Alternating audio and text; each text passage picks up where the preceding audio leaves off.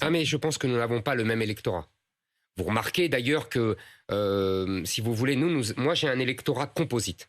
J'ai un électorat de classe populaire et j'ai un électorat de fillonistes.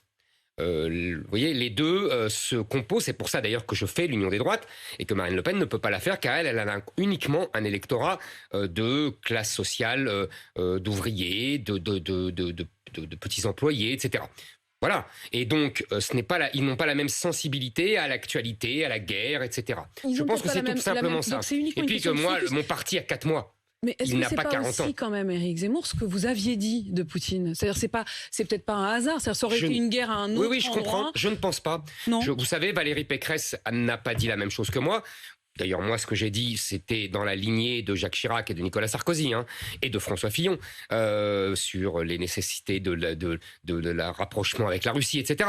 Mais peu importe le fond. Vous n'avez pas de regret, vous n'avez pas eu une Pécresse... mauvaise lecture quand même de ce qu'est Vladimir Poutine et de ce qu'est l'invasion russe? Je ne pense pas, on ne va pas reprendre cette conversation, à moins qu'on ait le temps, mais malheureusement vous avez été longtemps analyste politique. Mais je ne pense pas, je pense que tout simplement, d'abord, je me suis trompé sur une seule chose.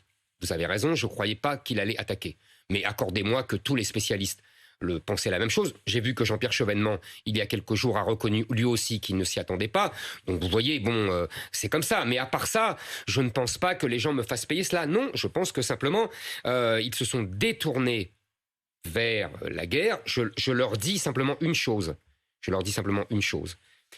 La guerre, c'est certes importante, ça remet la guerre en Europe, etc. Mais ça n'entache pas le problème fondamental de notre pays, qui est que nous subissons une crise inouïe, une crise de désintégration, un grand remplacement de population, et ce n'est pas la guerre en Ukraine qui va régler notre problème. Au contraire, quand la guerre en Ukraine sera finie, quand on aura trouvé des accords nécessaires, on va les trouver, c'est évident, nous resterons avec notre problème d'immigration, de grand remplacement, et là, si vous voulez, les Français regretteront